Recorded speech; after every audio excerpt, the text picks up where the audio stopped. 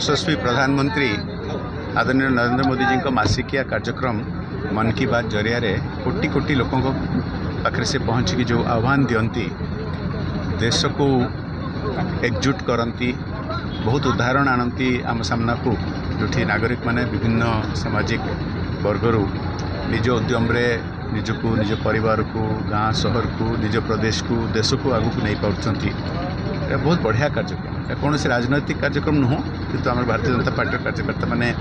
आयोजन करती ये स्थानीय जनता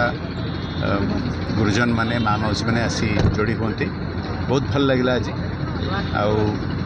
महिपुर आसिकी एठी स्थानीय सांसद और अन्य वरिष्ठ नेतृगण अच्छा सहित मिसिकी लोकों सहित लोकों गहन में ये कार्यक्रम देखापी भल लगे मुझे आशा करुच्ची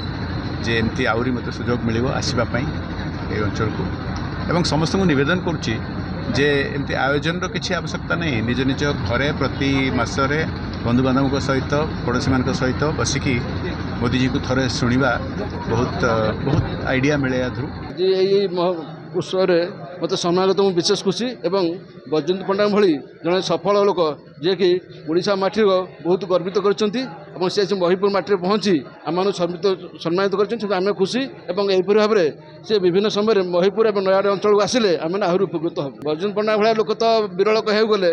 ओडिशा राजनीति हो कि शिल्प क्षेत्र हो जेको क्षेत्र हो तेणु से लोक जन आसवर आम बहुत खुशी और से बारंबार ये आसवाई आम अनुरोध करूँ।